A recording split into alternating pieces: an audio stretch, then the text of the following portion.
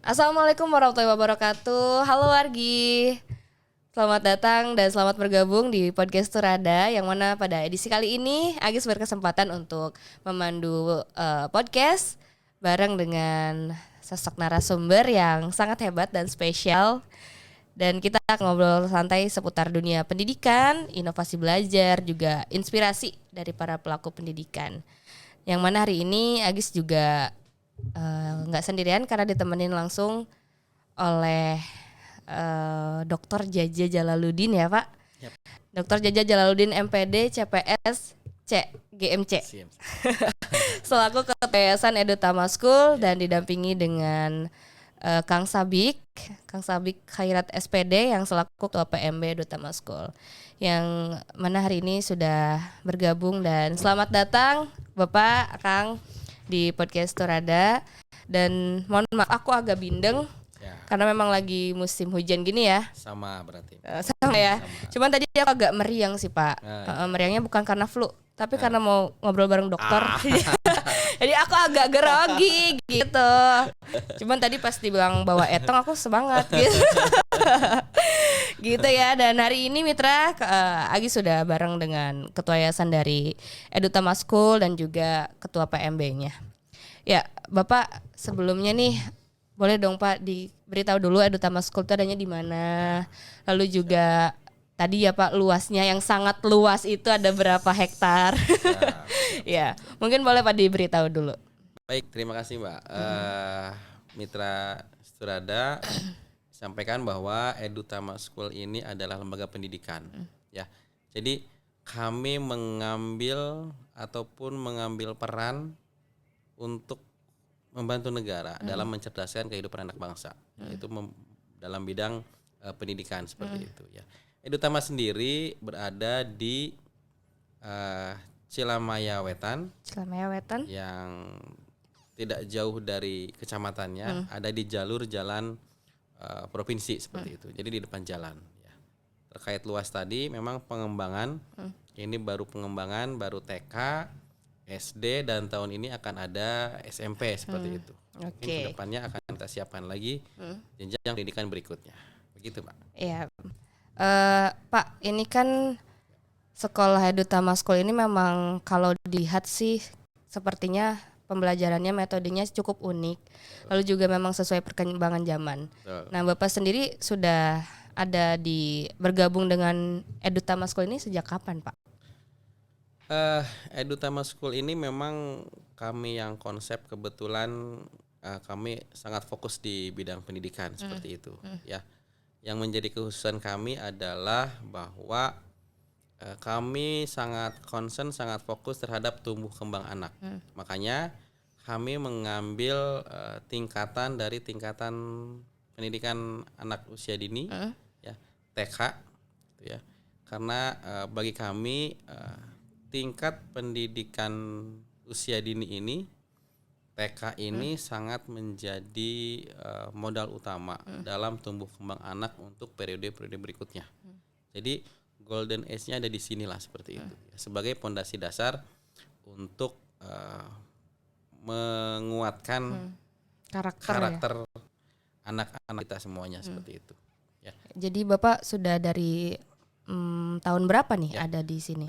Kurang lebih sudah 8 tahun. 8 tahun. Kita memulai itu ya.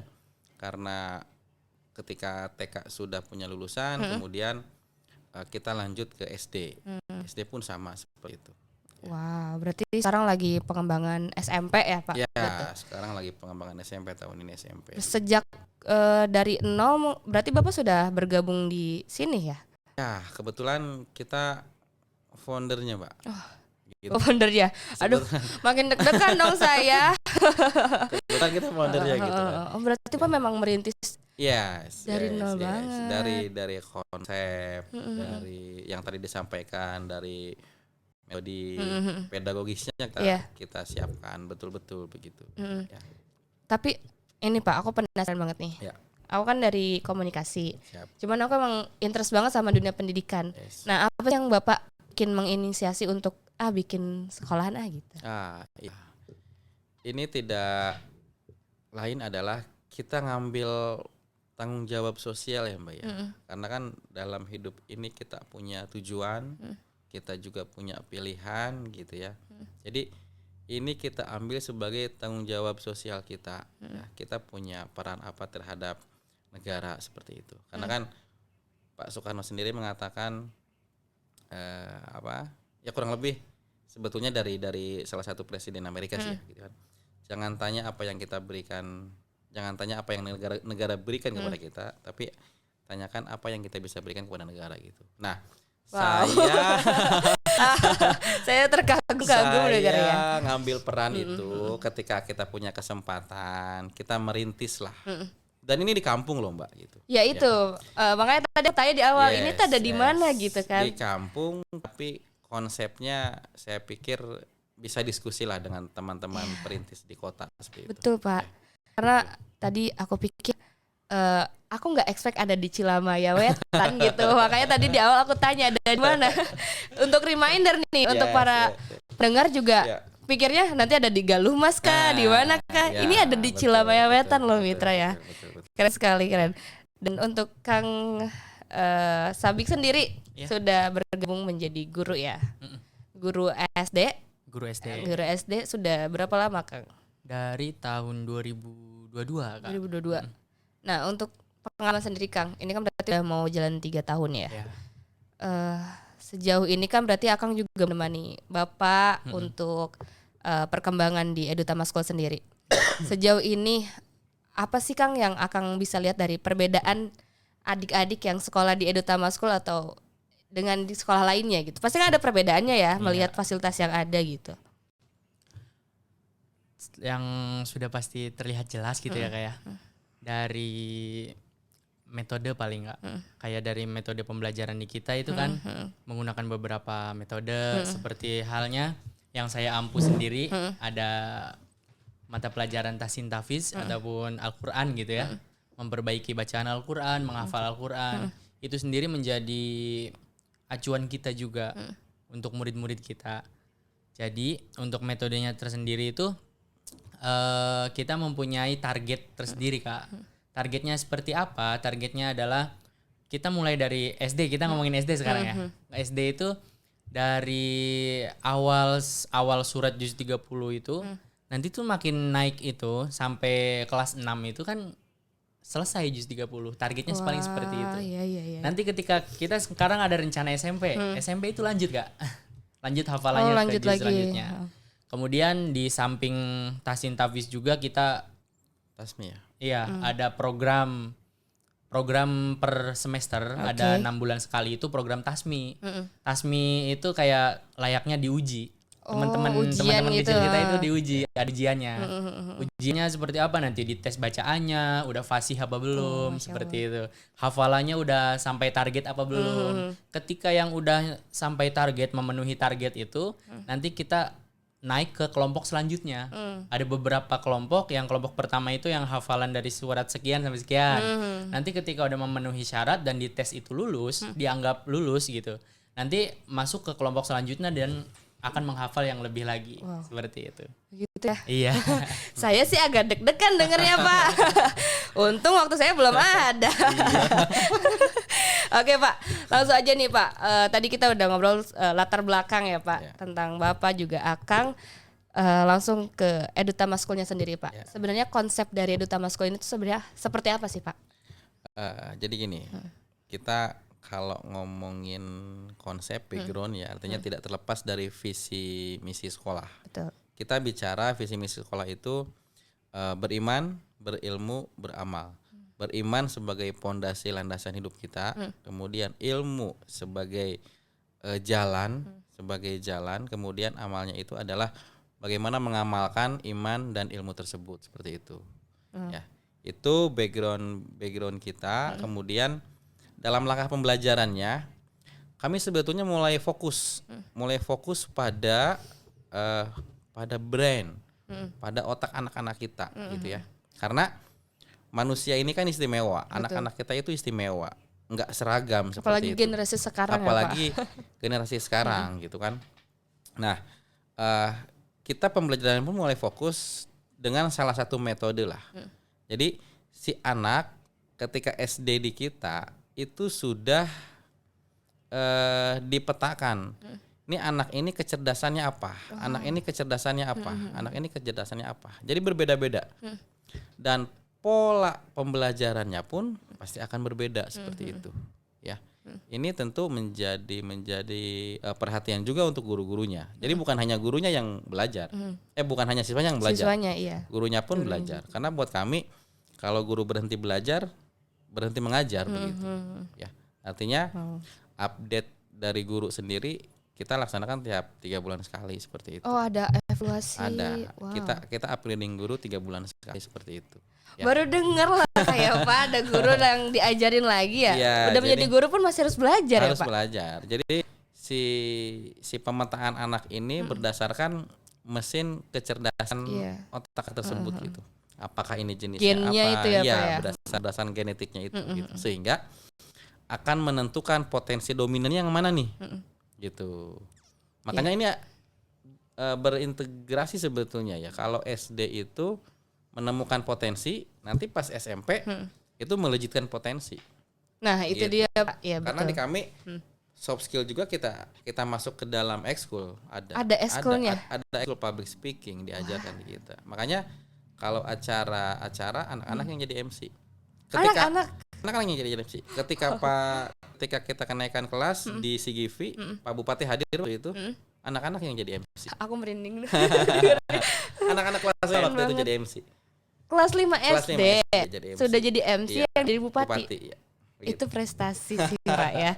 Keren banget ya Mitra, ini anak-anak ini ternyata nggak diajarin cuman akademik, tapi non akademik bahkan dipelajari brainnya ya, genetiknya, karakternya, kemampuannya.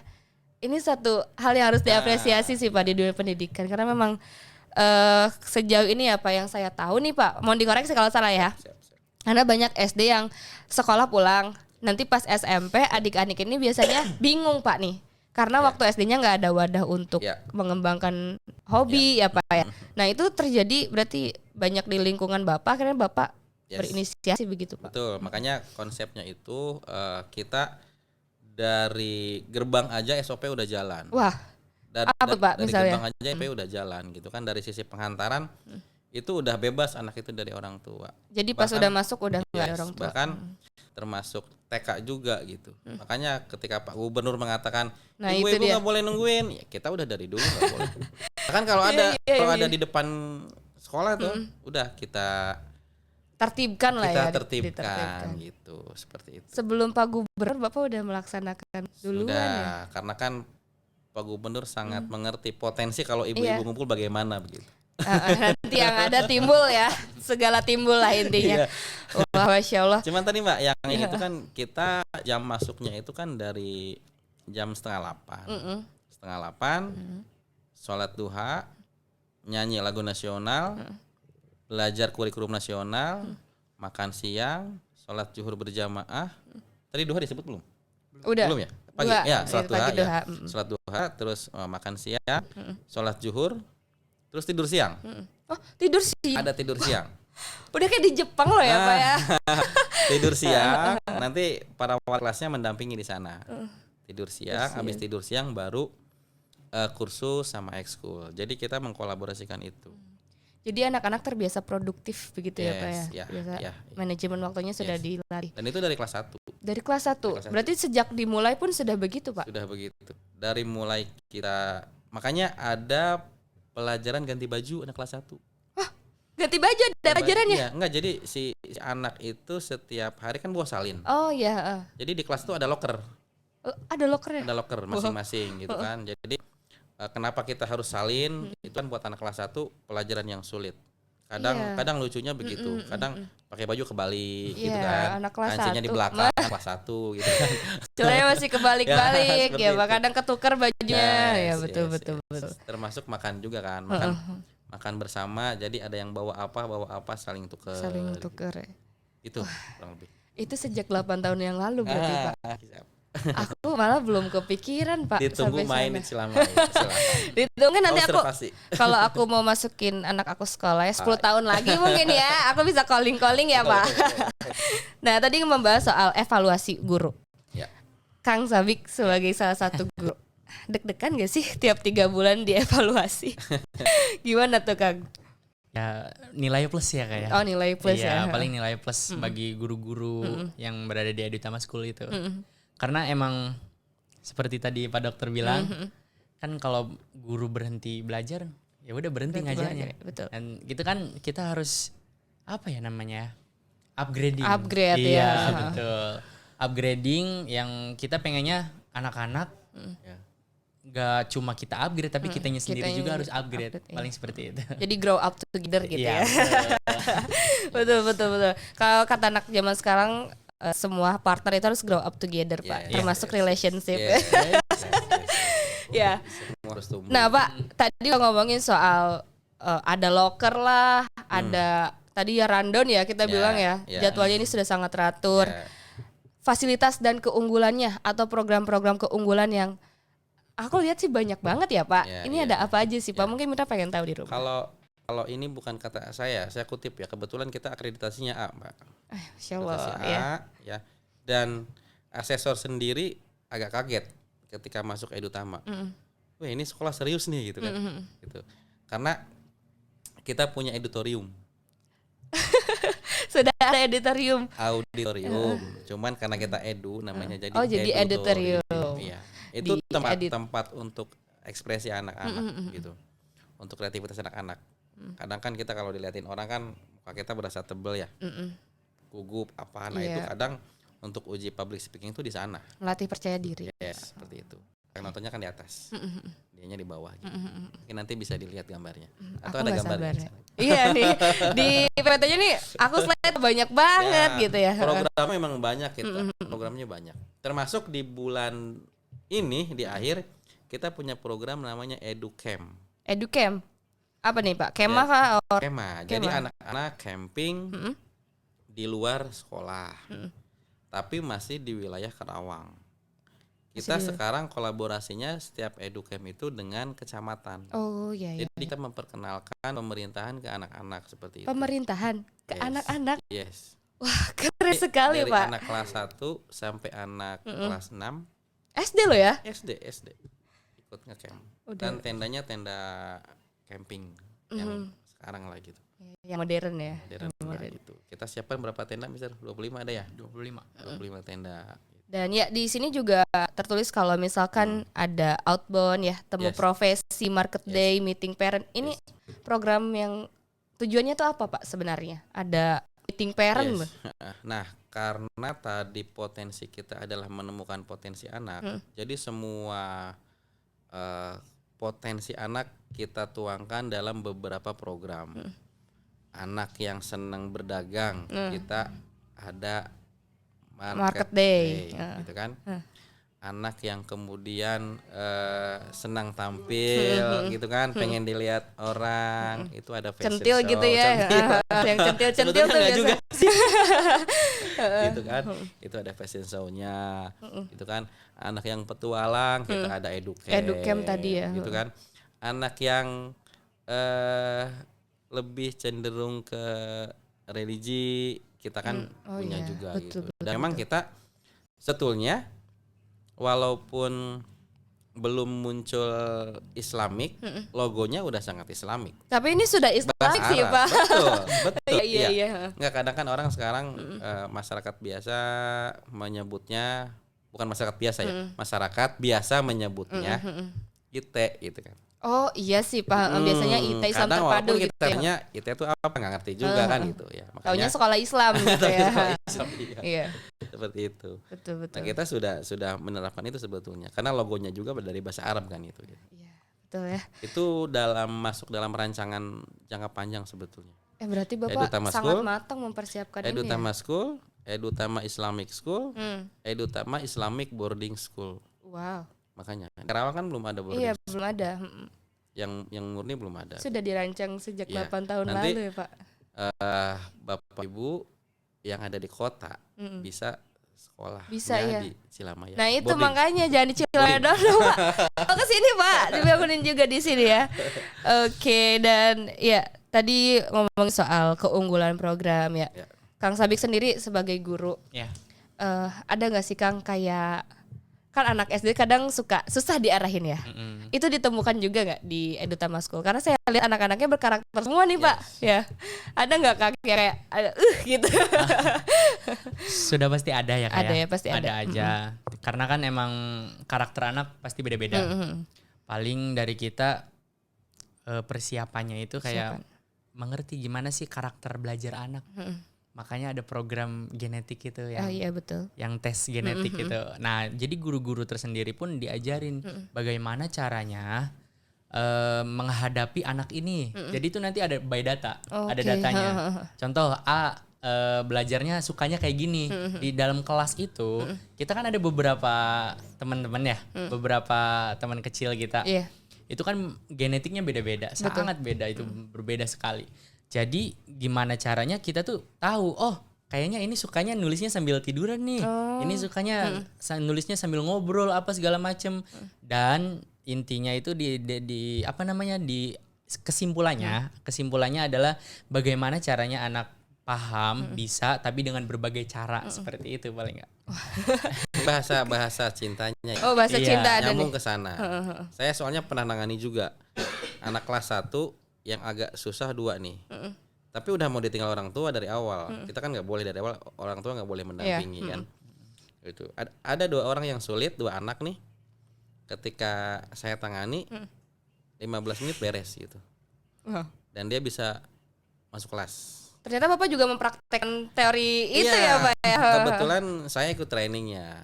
Makanya Bapak akhirnya ke guru-guru pun di training juga. Saya ikutan 6 bulan training itu. Dapat lisensi lah. Dapat lisensi. Nah, ada nih anak nih, ya saya ajak ngobrol sebentar. Pakai bahasa cinta ini belum masuk, pakai bahasa cinta ini masuk. Tambah tadi kalau anak ini ditanganinya harus seperti apa, gitu kan? Jadi efektif. Ketika anak tahu kecerdasannya apa, kita akan lebih efektif menanganinya. Gitu. Jadi apalagi buat orang tua ini, Iya, betul, kita sampaikan juga. Betul, Pak. Orang tua kadang ingin anak begini, padahal anak maunya begini. Betul Pak, itu dia. Itu yang nggak sinkron gitu. Ya. Bahkan mungkin di semasa kuliah pun saya sering nemuin nih. Ya. Aku pengennya masuk jurusan ini, kata orang suruh ini gitu. Nah, ini ya, sama gitu, nanti Pak. akan ada rekomendasi untuk penjurusan, untuk pekerjaan begitu. Justru kan yang paling fatal itu harusnya pada saat dunia anak ini. Iya betul Pak. Dasar ini, pendidikan dasar ini sangat penting, gitu ya. Makanya ketertarikan kita untuk di wilayah dasar dulu, karena kita melihat pendidikan dasar sudah lumayan kurang bagus begitu. Kadang kan kita lebih mementingkan tingkatan lebih di atas lah ya. Iya. Padahal pembentuk SMA itu dari SMP itu dari SD begitu. Dari golden age tadi ya Pak ya. Dari golden age sampai dari dasar kan gitu. Karena kita punya filosofi seperti pohon bambu. Pohon bambu itu selama 5 tahun itu dia tumbuhnya ke bawah. Ke bawah. Kuatin akarnya dulu gitu. Kan jarang ada Hmm. pohon bambu yang ketika ada angin roboh kan. Iya, gitu. iya. Begitu. Karena akarnya udah kuat. Akarnya udah kuat. Kuatin akar baru muncul ke atas. Iya. Bisa lebih cepat gitu. Sangat filosofis sekali memang pembangunan sekolah ini ya. Makanya perencanaannya sangat matang ya Pak ya. Tadi Insya Allah, akhirnya saya mengerti kenapa ada evaluasi guru, lalu juga tadi ya soal belajar mengajar. Seorang guru juga harus belajar. Ternyata memang kualitasnya juga kita bisa bersaing gitu ya. Kita masuk RKJ yang kedua tahun ini. Nanti tahun kedua ada SMP, tahun berikutnya ada apa, tahun berikutnya ada apa. Gitu. Oke, berarti sejauh ini ada TK, TK, SD dan SMP. Oke, nah ngomongin soal tadi ya udah banyak sekali kita muter-muter. Ini nih Pak, pertanyaan yang kayaknya mungkin agak sedikit akan menghadirkan sebuah quotes dari Bapak nih. Menuju Indonesia Emas Pak. Apa sih kontribusi Bapak sendiri ya yang dari hati dengan ada Edutama School berkontribusi terhadap pendidikan yang ada di Kabupaten Karawang nih Pak. Dan konsep kedepannya akan seperti apa kira-kira? Baik, saya pikir ini harus secara konsepsi harus dirancang oleh para pemerhati ya. Tapi kami di lembaga kami sudah menyampaikan bahwa kami berkonsentrasi terhadap tumbuh kembang anak dari TK sampai tingkatan lebih tinggi lah gitu ya. Hanya kita percaya satu proses gitu. Nggak bisa kita mendidik anak, kita nerima SMP nih. Kalau SMP kita harus beresin dulu sekolah dasarnya gitu kan. Nah, terkait Indonesia Emas sendiri itu sudah kita tertuang dalam program-program pembelajarannya. Jadi kita tidak mengutamakan, tidak menomorsatukan nilai ataupun ranking. Makanya saya sampaikan ke orang tua ya, jangan kaget kita nggak punya ranking 1, 2, 3 lagi ya.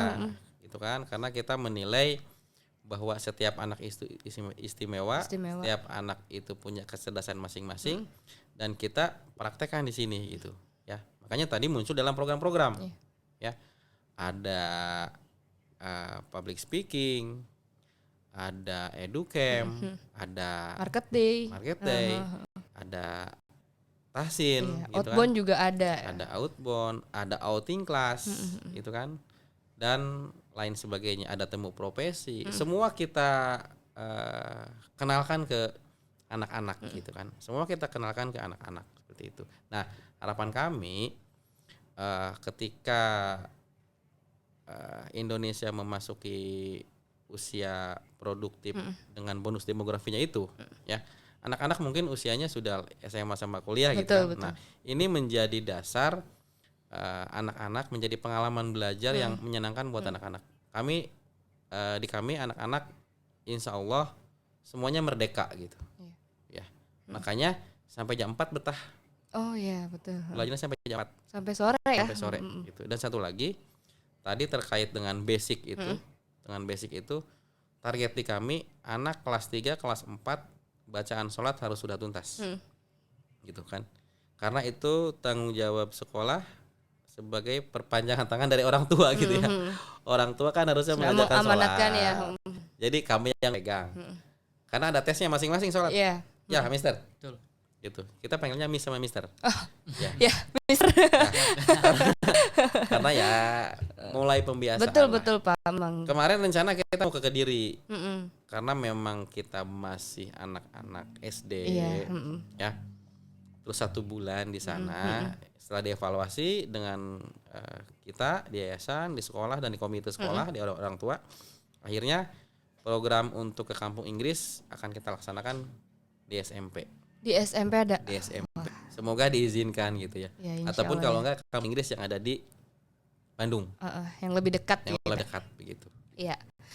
Oke Pak ya, sudah kayaknya cukup terkagum-kagum.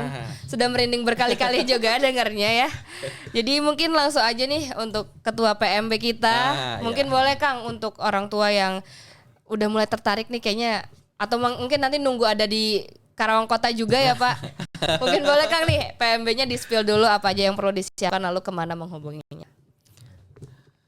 Ya, untuk penerimaan murid baru tahun 2025-2026 bisa hubungi nanti kita cek di website, nanti dicek di website kita aja, Edutama School, IG, Instagram maupun Facebook ada Edutama School. Nanti di situ tertera brosur dan kemudian ada barcode, bisa hubungi langsung nomor yang ada di website itu. Nanti akan kami follow up. Kemudian untuk pendaftaran, jika yang menonton ini dari jauh, kayak dari kota, dari luar kota atau dari mana, bisa nanti kita ada by online. Pendaftarannya by online. Ada formulir tersendiri kan. Paling seperti itu. Ya, oke, baik, terima kasih Pak Dokter. Ya Allah, Masya Allah, aku senang banget bisa berkesempatan ngobrol. Nanti doain semoga aku juga bisa ke Pak Dokter ya, sekolahin anaknya. Juga makasih juga Kang Sabik ya, atau Mr. Sabik. Terima kasih ya. Terima kasih juga untuk mitra yang sudah menonton video ini dan juga mendengarkan di 107,4 FM sudah ada Pangkal Perjuangan. Agis mohon maaf undur diri dan mohon maaf apabila ada yang kurang berkenan. Terima kasih and wassalamualaikum warahmatullahi wabarakatuh.